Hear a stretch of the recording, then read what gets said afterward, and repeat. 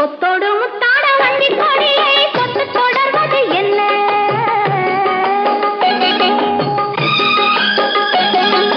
கொத்தோடு முத்தாட வண்டி கொடியை தொட்டு தொடர்வது என்ன? அந்தி மாலை பொழுதில் காதல் நினைவை கொட்டி அளப்பது என்ன? அந்தி மாலை பொழுதில் காதல் நினைவை கொட்டி அளப்பது என்ன?